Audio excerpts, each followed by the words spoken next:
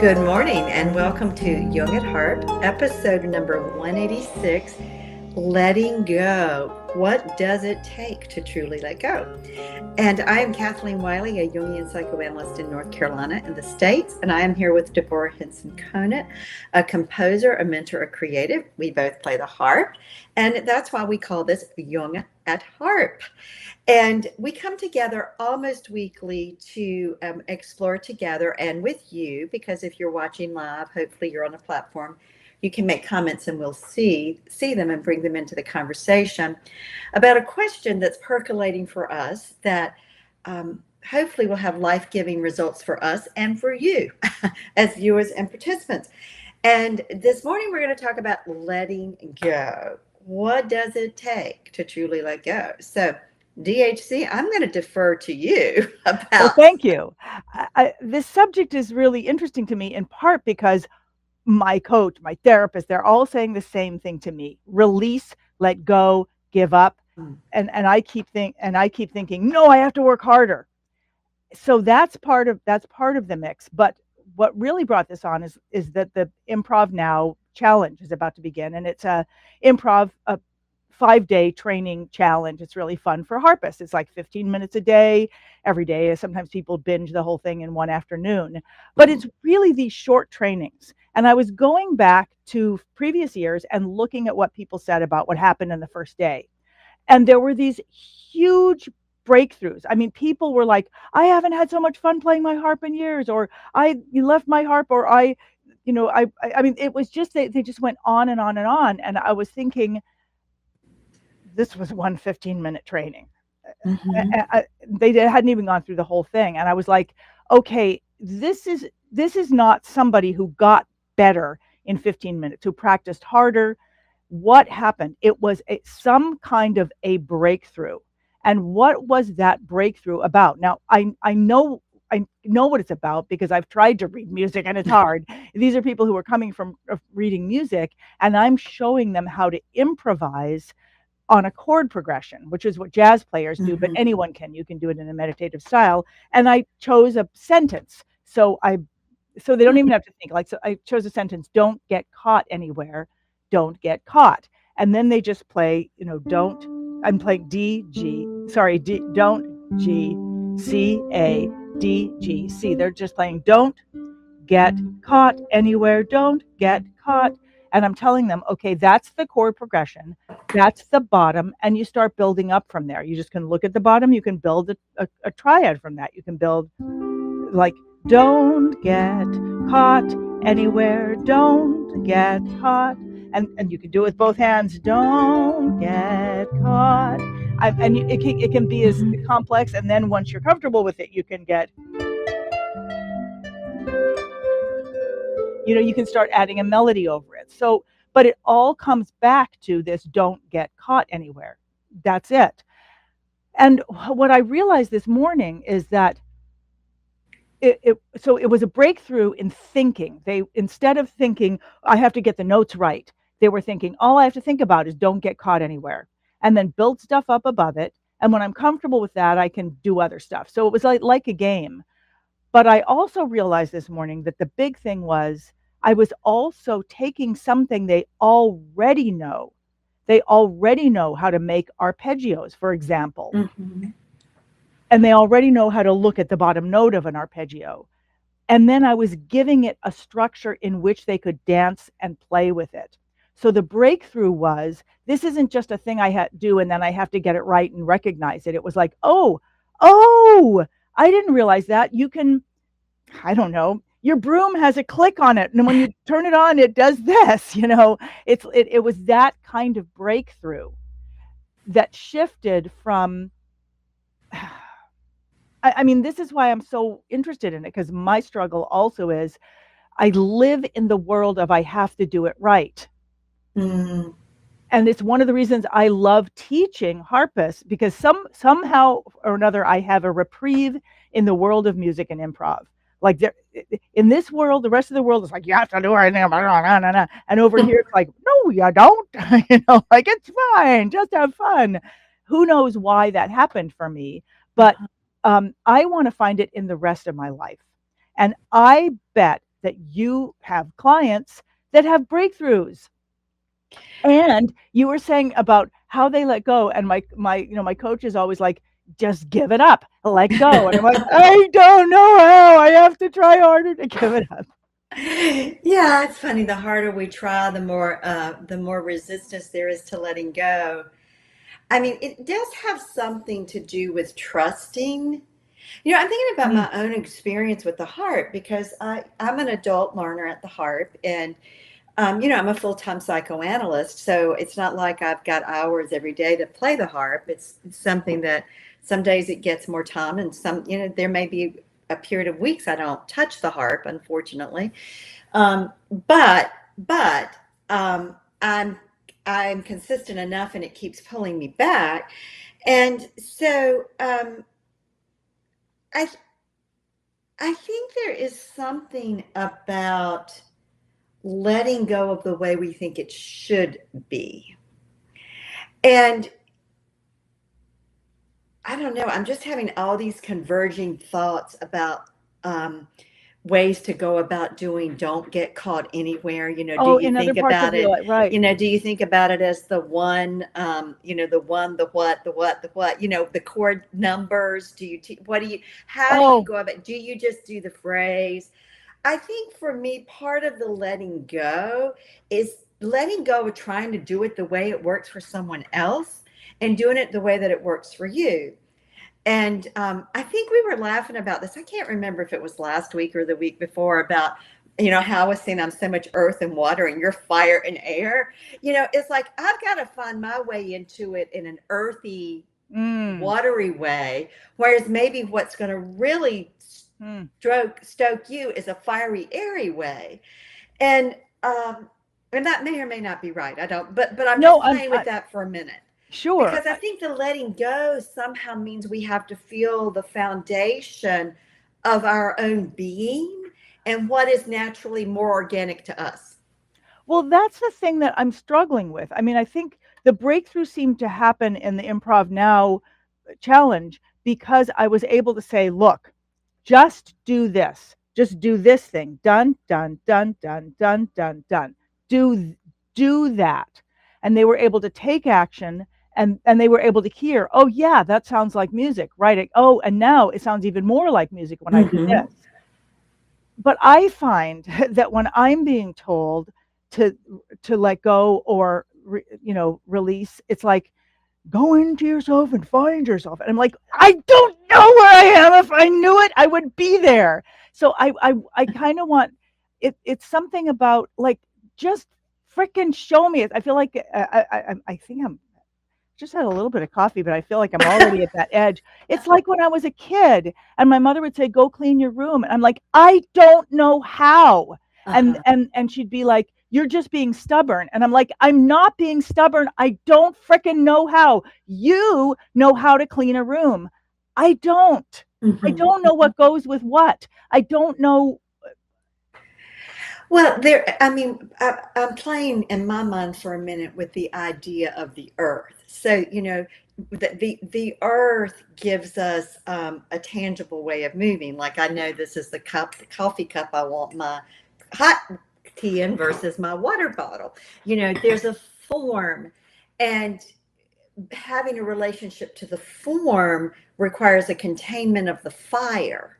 And so, I could go down a rabbit hole here, but I'm not going to go Why? down. I love your It, rabbit holes. I'm thinking about for a minute my embodiment circle and the online embodiment circle and how um, the first 6 months are embodiment practices, and there's one each month we work with a practice. The first month is body awareness, and I give a protocol for doing a body awareness exercise, and that's all you do. And month two, you then expand and you add a relaxation practice. Then month three, you add a rhythmic breathing practice. And it's very earthy. Then we get to mind awareness, concentration, the air. Okay, now we're into the airiness. And then will, which is the fire. And so um, And the water permeates all of it because the energetic movement, water is a metaphor for energy. So part of what often happens for us, whether it happens developmentally or it happens because of innate temperament, there are plenty of developmental people who want to argue both sides to that. I think it's probably somewhere a blend of both. There are aspects of both.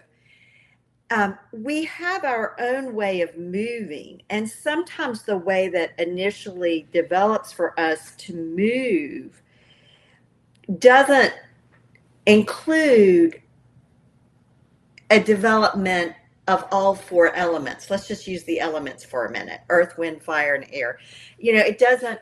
Earth, wind, I gave air twice. Earth, air, water, fire. Did I get those right? The four. Anyway, and I feel like I'm going I'm really going on a circuitous route. I think what I'm trying to say is that if we think about earth, air, fire, and water, all is symbolic of energies in our psyche, then in order to move more completely and wholly as a whole in all areas of our life, we need all four of those energies. And sometimes because of innate factors or because of developmental factors or the interplay of both, all four of those don't come online into consciousness. I'm laughing because I'm like, Kathleen, this is way too complicated for me. And I'm like, I'm realizing what people often say when they're having fun is they're like, I didn't have to think. And I'm realizing that, as you were talking, all kinds of stuff was going through my head. Part of it was like, what? Like, give me something to do with my hands. Give me something to do. Like, I like to do something with my hands that's fun. I want it to be fun. And this sounds like work. Like, get in there. I'm sorry. Get in there and be grounded and be this. And it's not me. And I feel bad about it because, like, I don't know. I just feel like a kid in one of those stories, like the kid that doesn't know who they belong to, or the kid that can't figure out. I don't know. Okay, but I'm going to laugh at myself for a minute. So what's coming out is my own Virgo nature with 3 planets in Virgo, and the Virgos are the worker bees of the zodiac. Oh, I like bees. They do stuff. They're just like doing stuff all the time. Okay. Yeah, but I mean, I think again, this is part of what we all have to do is we have to find our way of energetically getting in and moving in the direction that we want to get. My way is probably much more earth-based and grounded. Your way is much more fiery and airy. And they're both valid. There's nothing, and we ultimately need all of it. We ultimately need all. Again, if we're playing with it in terms of the elements, we need all of it.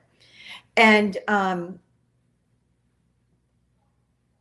yeah. Okay. Well, let's go back. I mean, it's interesting because as you're talking and as I'm having my reaction to what you're talking about, and I'm thinking, I want something to do with my hands. I'm thinking, okay, so, and the goal here in this conversation for me is to understand about release. And I know that one of my coaches would say, that's your problem, Deborah. You're always trying to understand, so I get it. It's like someone, like an addict trying to fix the disease from inside the disease. The disease is trying to fix the disease. And so I get it. And at the same time, I still feel like that little kid who's like, look, I get it that everybody else knows how to do this thing. I get it. I get it that it's obvious to you, whatever it is. But can someone break it down for me? Tell me, like, what does a shoe go with a sock? Or does a shoe go with another shoe? Or do the socks go with the underpants? Like, and what? Like, I don't know these things. Yeah, and see, I can make an argument that the sock goes with all of those. Well, they It do that. depends on Well, what you want. and that is exactly why we have these conversations. Yeah. That's the problem. For me, the sock does go with everything. Yeah. It's a puppet and it Yeah. goes with the shoe. And so But I don't think that's a problem. it's a problem if I'm trying. Okay. So if someone's being like, it's fine, however you clean your room is fine, I can't do that anymore. It's not fine, because then my room ends up like I don't know where things are, but I don't know where they're supposed to go. Blah blah blah. The point is, I want someone to. I saw what happened when I went and looked at these comments after the first day of Mhm. improv now. And I saw people, the breakthroughs that people were having and what they were saying. I was like, I want that. I you, Up until that moment, people were like, I don't know how to improvise and I'm confused and it seems hard and I don't know what to improvise on. And 15 minutes later, they're like, oh, this is really fun Mhm. and it sounds great. And that, to me, that is breakthrough.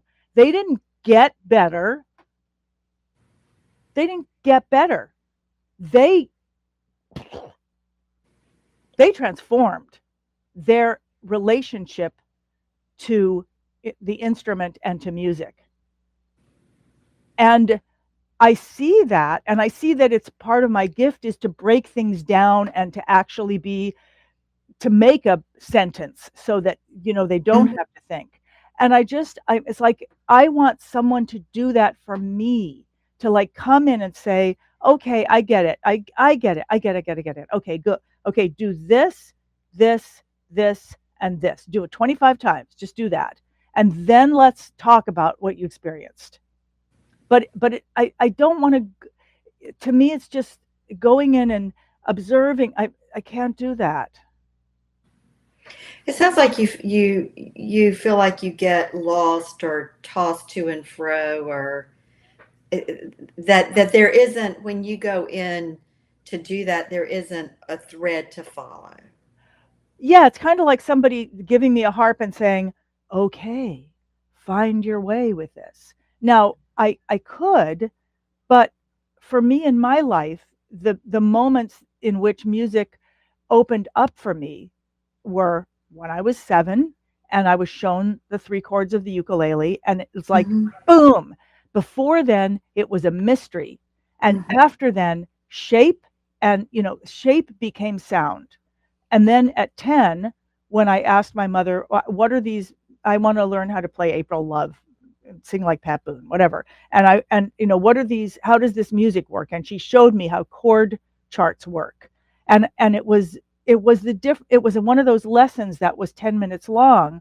But before it, I didn't understand how things worked. Mhm. Afterwards, I understood how they worked, and understanding how it works in a fundamental way allowed me to then play infinitely with it. And I find that people, for some reason, it's difficult to get the first principles of like the things that I struggle with so that I then could play with them. Mhm. But that is part of what you do now, and you give to people in Hip Hop Academy. It's what I teach, and it's how Yeah. I teach. And what's also interesting is I've been working on the very first class I made is called Hip Harp Toolkit, and it Mhm. teaches people how to create infinite arrangements. And I kept wondering, like, why are people not? They're not getting how this works. Like they get it, but they're not really getting that this is like makes life super easy. And then I made it into a little game. I just Mhm. made it different on the page, and you get to press a button and it opens it. And suddenly the whole thing shifted for people. Like Mhm. people in the academy are like, oh, I get it. Oh, I see. Oh my God, you could use this for any. Oh my gosh, I could build, like, so I get that even when I think I'm teaching what is going to give someone freedom, I may not be visualizing or giving it to them in a way that they can see the freedom that I see. So Yeah, but again, part of the dilemma, challenge, opportunity in that is that what's going to connect me to the freedom and what's going to connect you to the freedom may be different. what's going to connect this one person, who's a Virgo with 3 planets in Virgo, and this person who is an Aquarian with 3 other air signs is going to be different.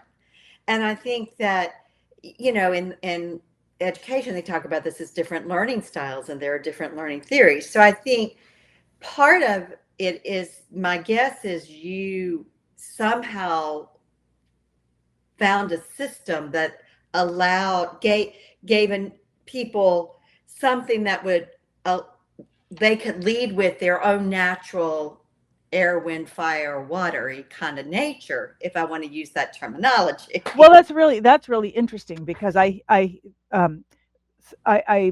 what I'm thinking is I am able to break down the mechanics of it, because I love the mechanics of things, how they work. And I'm thinking that when you started talking about air, wind, earth, and fire, I saw the end of this spectrum. The beginning is, first principles of foundations, and then there's functionality, and then there's fluency, and then there's freedom, and then there's really self-expression. And I think that when you're talking about the fire and bringing in your own, it can come at any point, but that it really is part of that self-expression and that freedom. Right. And I think I'm often stuck in the things where I get stuck in the first principles. How does this work? So, Miss Kathleen, how does breakthrough work? How does it work? Yeah. Well, I think it's going to work differently for each individual. No.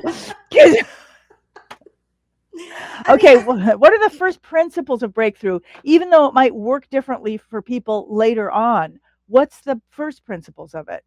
So the first principle, maybe this is the last principle, but I'm just going to talk for a minute. Sure. I think one of the principles is, you have to, if you're holding on tight to what doesn't work, you have to be willing to let go. Okay. But before you let go, you have to feel safe, because you're holding on for support and security. So before that, there's got to be some sense of safety, that if I let go, there's something holding me instead of me holding on. So I think, for me, I have breakthroughs when I let go of thinking I have to figure it out and know exactly what's going to happen. And I just trust, just like it's a little word, I trust that if I do this practice, let's go to the improv challenge that's coming up. If I do this practice and I just do it and relax into it, breathe into it, let go of my judgment of it, and I just do it until I'm comfortable with it, that something will then emerge from that. And that is how it happens for me. Right.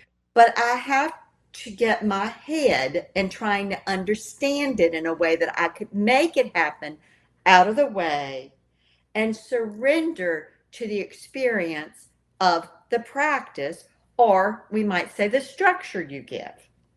Yeah, I mean, I see it as a practice because it's something that you do, and it's something that there's not a right or wrong way. Right. It's not doing it right, it's just doing it. Right. So there's a lot that, in order to be able to let go and be with, to experience it, requires not understanding it, not knowing what's going to happen, not feeling fluent necessarily. It has to do with being willing to surrender to this structure. Don't get caught anywhere. Follow that structure and open up to what might evolve from that, what might flow from that. I love that, but what's the structure? Like, I mean, I'm going to pull in this case, the don't get caught anywhere, right, the DC, but I'm asking people to give me. So you said, so let go, and I'm like, I if I'm holding on to something, I don't know how to let go. I don't even know.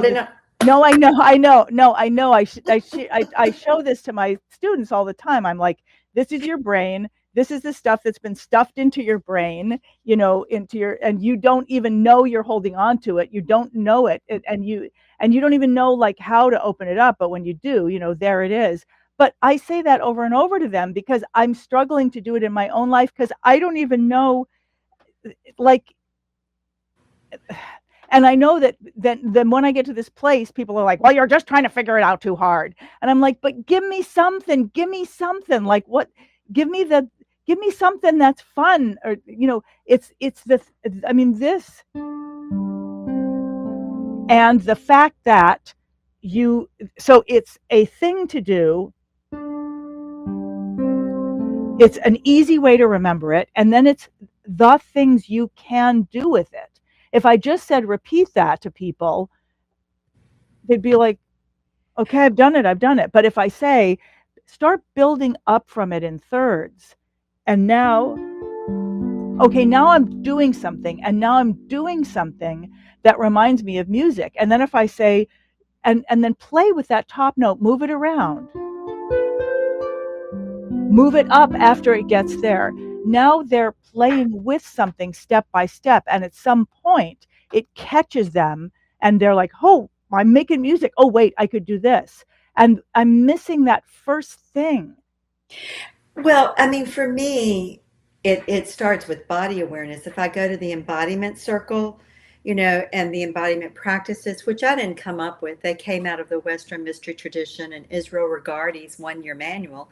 He happened to be a chiropractor, who was also a mystic. And, I think that for me, what you're talking about in terms of how do you let go begins with the fundamentals of being able to tolerate being in oneself, aware of what one is feeling, first of all, without doing anything about it. Secondly, to be able to be with it and then relax tension so the energy keeps flowing. The third thing is to then be able to sync your breathing into a rhythmic pattern that allows the energies to equilibrate. The fourth thing is then beginning to become aware of how your thoughts affect all of that and how they can aid that or hinder that. The fifth practice is to begin to use your concentration and a mantra to center in the direction you want to go. And the sixth practice is exercising then will, which is a conscious, available, disposable energy. So for me, those six practices, which are in Israel Regardie's 1-year manual, begin to form a network of psychic energetic muscles where you can then let go. You can let go because you feel held in your own being. The structures that you give are beautiful because they let people feel held. If I sit down to play with Don't Get Caught Anywhere, I have a structure that holds me. So what we're talking about behind that is, what is the structure that can hold us in all areas of our life? Yeah. And for me, that structure, the best breakdown I have found of it, of a way to talk about it is, and one to work with it on one's own, is these six practices that I just named. But ultimately, we all have that in relationship, or we don't. I mean, hopefully, and we're here, so we're going to make the assumption that we and our viewers had enough of that in infancy and childhood that we're normal enough functioning human beings. Okay, I'll take that up in a second. I want to I want to acknowledge Rose, who was just saying that she was listening to you harpist playing Nataliana, a piece of mine, which I really loved breaking down last year, by the way, and I didn't think it could be. And I'm going to pull up Victoria and see. Victoria says, I like to ask people, say it to me in a different way when I don't understand what they were explaining to me. There are many ways to get to an end, and sometimes we just need to find a way that clicks. Yeah, and I do feel like I keep asking, and so I mean,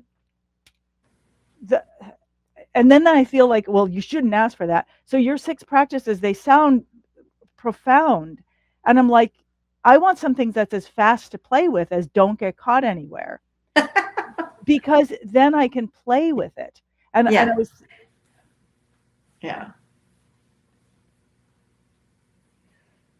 I don't, so what could, I mean, because when you, okay. So when I had to come up with "Don't Get Caught Anywhere" or whatever, like I have this whole understanding of music, and it's like, I mean, then the chords can be as big as you want, and this harmony is related to other harmonies, and it's all about modulation. It's the relationships of the 1/6, the 2, the 5, and what are these relationships? And I remember the night before I created the challenge, I was all in my headspace like that, and then I was like, yeah, but what's going to let them just do it? Like, Mm-hmm. forget everything I know. What's going to let them do it? And that's when I came up with that sentence, "Don't get caught Mm-hmm. anywhere." And so I'm wondering, and so what I'm hearing, first of all, is, and first of all, thank you, Victoria, because I think this is part of the journey, is just Mm-hmm. asking and asking and asking. But I think that, and I made myself lose my train of thought. Something about the largeness of it, like, if there were a tiny practice that was fun, that was embodied, that was the very first thing, like "Don't Get Caught Anywhere," all it does is let you see, oh, I get it, there's a different way for music to work. Once you get that, then you can go into the next part. But what is it that we're talking about breakthrough, and we're talking about engaging in our own breakthrough, and I'm hearing you say it happens through practices, and it happens through trust, and it happens through being able to release because there is trust, and there's Mm-hmm. a trainer that holds you. So what could be, if you could imagine a tiny, simple structure that's fun? You mean in order to do those 6 practices? Well, that's the thing. I had to let go of everybody doing all of music, and I had to think, and it was the hardest thing, was like, but what is the way in that ignores the hugeness of this and just gives them a thing to play with that is actually fun to play with, where they get immediate gratification, and then it gets them ready for the largeness of it. But I would suggest that's going to be different based on somebody's innate typology. I mean, if someone's more fire, it's going to have to be a fiery way. If someone's more earth, I mean, I think this is where, and in education theory, they're going to talk about it as learning styles. But I want to say something, Deborah, because I don't know that you always acknowledge this about yourself. You start from the place of fire, but then you went to the place of earth. "Don't Get Caught Anywhere" is very earthy. It's very Okay. concrete. It's very specific. It Hmm. narrows it down. It's a form. It's a specific form. So you went from your fiery nature of what Hmm. could be done to okay, I'm breaking it down into this one earth form. It's not the Right. only form, Right. but it's this form to affect this fiery experience. Right. And Right. so I wonder sometimes if you maybe have more earth and are more comfortable there than you sometimes give yourself credit for. And Hmm. if maybe you actually, there isn't a ground of your own being that you do know more about how to clean up the bedroom than you give yourself credit, if we go back to that example. It's still not fun. Well, I think that's probably, I don't know, but it may just be, it's kind of not your go-to. It's just not, um, And actually, it did get more fun when I got these boxes and I labeled them underwear, socks. okay. So then it's more fun because then I have a confidence that, a sock, I know where that goes. It goes here because it says sock. And see, there's your creative fire informing you about a concrete earthbound system that will pull you towards the outcome you want. And that's profound. I'm going to have to go back and watch the video.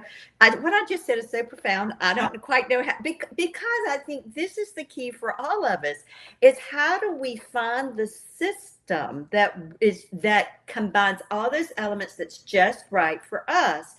And so I can remember doing one of the challenges with you, I don't know, a couple of years ago, and I had a breakthrough within the second day, and it was totally unrelated. It wasn't unrelated. Right. It was unrelated to what you showed, but it came about as a result of my engaging with what you showed. Exactly. It would appear to be unrelated, but yeah, exactly.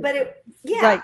And I recognized that my breakthrough was because I was attempting to do it the way you showed. But what mattered in that moment, I was able to be more watery and go with the fire, that this is what spoke to me and moved me. And I think so often we get caught that I'm supposed to be doing it the way she's doing it. And if I have a different experience, then I'm doing it wrong. Right. Whereas maybe it's like, okay, I'm offering this, and in playing with it, see where you go, see what emerges Yeah. for you. Yeah, I really loved how you said, I was attempting to do it the way you said, just to do it, Yeah. just to try it. Yeah. Oh, and not just once, but, several times. Yeah. Yeah. Let me pull up, Victoria saying, have you thought about why you can't let go? Yes, constantly. And spending a lot of money on therapists and coaches. Maybe understanding the why can help let go and even give a chance to understand what. I'm sure that's also part of it as well. And sometimes I think it's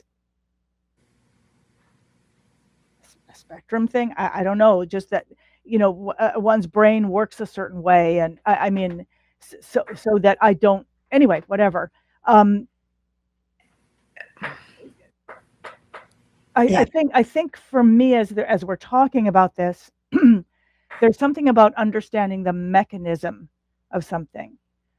Like, I remember last night we were making, my team was making a way for people to be able to comment more easily during the challenge, because it's always kind of hard for them. And Jay, one of my assistants, was creating something, and we'd been working on it for days.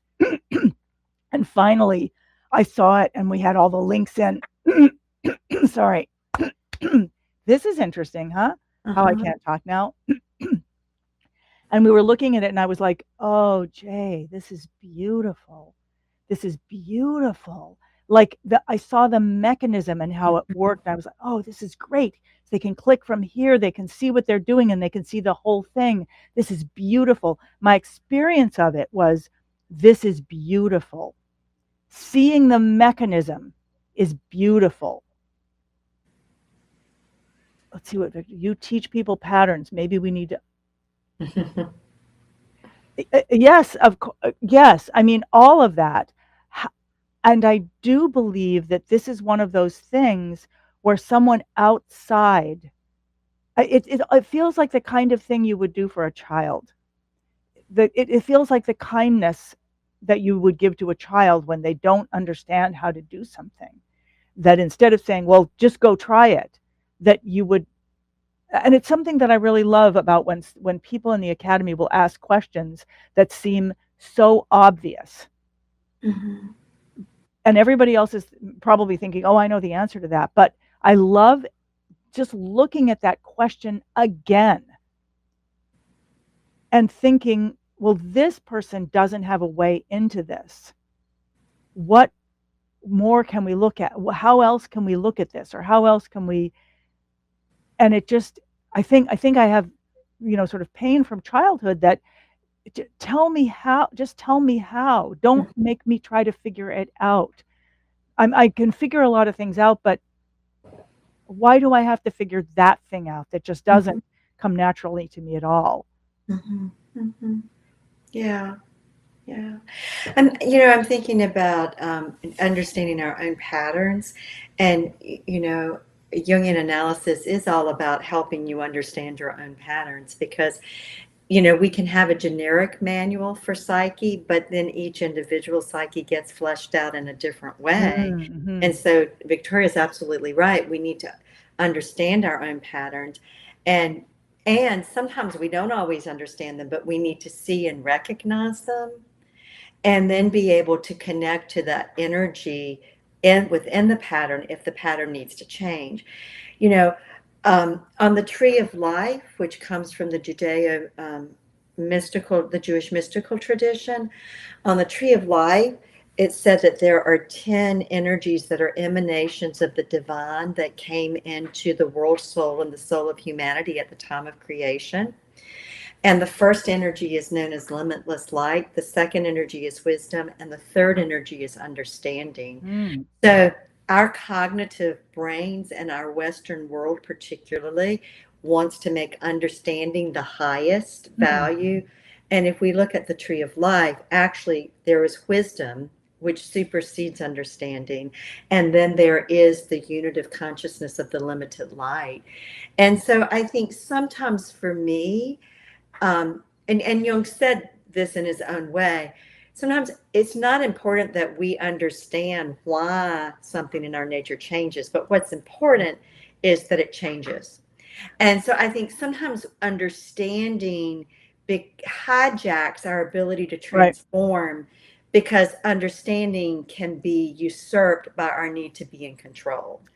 I totally think that's, I'm just bringing out what Tova said. This is my Yeah. process in my brain, both of your perspectives. Yes. Um, and and I Yes. think, Good. and I think you're right. And it's I mean, there have been people in the academy who I love, and I love the questions they ask, and I see that in addition, and this I can totally resonate to this. And instead of just doing the thing, they're asking the question to understand. And Yeah. I'm saying them, but it's me. I get that I'm doing that. And what I did, and I do remember a really wonderful moment when someone was asking that, and I said, "Well, get up here. I'm going to have you do this right now." And it was Anne Horton, and she wasn't sure how to play Baroque flamenco, and I was like, she was like, I mean, I would have to work for years to be able to do this, and I'd be like, "Get up here. I'm going to show you how to do this right now in the next 15 minutes," and got her up there and had her walk through it. And I think that that may also be something I'm missing, is just Mhm. someone to say, okay, I get that you don't get this. Let's go through it, and let's go through it again, and let's do it again, and let's go through it again. Yeah. I'm here with you, and I'm going to tell you the next thing to do. Yeah. Yeah. Yeah. I mean, we all often need someone who points the way. And Mm-hmm. I mean, you do that in Mm-hmm. Hip Harp Academy. You're doing that with the improv challenge coming up. In a way, the embodiment circle with these 6 practices that people work with is my way of doing that for, the larger psyche. But, it, it all intertwines. I mean, one of the things I love about the Mm-hmm. idea of the elements from the alchemist is we need it all. We need fire, we need earth, we need wind, we need water. We need our emotional nature that's like water. We need our earth, that's that embodied sensation, the concrete, this is the structure. Mm-hmm. We need our air that lets us move from place to place with Mm-hmm. freely.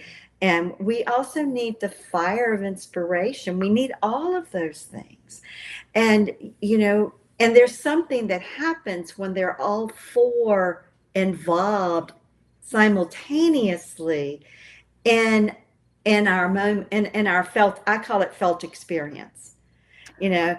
And I think that's what, when you have a breakthrough, I have a breakthrough, people in Hip Harp Academy have a breakthrough. I would dare to venture, this would be my working hypothesis, that the breakthrough happens at the moment all 4 of those elements, symbolically, psychologically, are working together. And that somehow the outer world variables, whether it's the pattern you've given, it is, the exercise, the structure, it all comes together. Well, I've just had a revelation. As I mean, what the revelation that I had as I was listening to you is, it is being walked through it Mm-hmm. and not having to think and not having to remember. But there's something, it's almost like how beautiful call and response is. Mm-hmm. People can sing and call and response, or they can be um, improvisatory. And it's partly because of this call and response. And I'm thinking that um, as a child, the child that I still am, I want to be walked through something until I get to the point of I say, no, no, no, no, no, I want to do it myself. Uh-huh. Uh-huh. But that walking through, and it's so interesting because as a teacher, I'm tempted to say, okay, this is how it works. Okay, go do it. And I just got that one of the reasons that people get so much out of snippets is when we do a little tiny thing and we go over it and over and over, is that I keep talking over it and and we do it so many more times than they would have done on their own. And I'm realizing this is what I need also. I don't know if I'll have to make this for myself or whatever, but that if my coach gives me something to do, I literally have to make myself a talk through and or ask them, walk me through this. I'm telling you 100 times. Yeah. And let it be okay that I'm asking you to do it 100 times. Yeah, I mean, what comes to my mind is it's the equivalent of going to the gym and having a trainer who takes you through the exercises with the form over and over and over again. And, we do have to build those psychic muscles. I mean, that's just part of life, Well, thank you. I mean, this is my breakthrough of the day, is that all that you talked about is there, the light and the, all those beautiful things is there. And this being walked through and being willing to walk someone through, these two things somehow, because somehow I feel like, well, that brings my body with me somehow. Yes. See, what you just did, that's the importance of body awareness. You felt the difference. It was tangible, even though it may not be muscular. You felt, and that's what we each have to find for ourselves. It's what is that? And that's going to be different for all of us. And there are those of us who have started out very young in life, and I put myself in this category. Understanding it was everything, and understanding in the sense of thinking. Well, I finally realized there's an understanding that flows from not thinking, and that's the wisdom. But I grew up that I had to think it through. But there is a greater cognitive ability than thinking. I know I'm being radical now, but anyway. I'd say that is something we get to talk about next time. Thank you so much, Kathleen. Thank you so much for sticking with me through this. And thank you, everybody who took part in this, Victoria and Tovala and Rose. It's so wonderful always to see you, and everyone who comments afterwards, the comments that we get. Kathleen, thank you just for being willing to talk about the thing that I most wanted to talk about today. And I look forward. Will we be meeting again next week? You know what? I'm going to have to double check something, but I will let you know. Yeah. All right. We may be here and we may not be here. Yeah. Okay. But we will be back. Indeed. And when we're not here, it's a great opportunity to go back and watch some of the earlier episodes. Yeah. Thank you. And I wish I had some clever thing to say right at the end. And so I just say, thank you, Kathleen, for friendship and for conversation through the years, and how rich and more rich it becomes. Visit jungatharp.com for show notes, contact links, and to follow the ongoing conversation. That's Jung, as in Carl Jung, the famous psychoanalyst, and harp, as in the many-stringed instrument.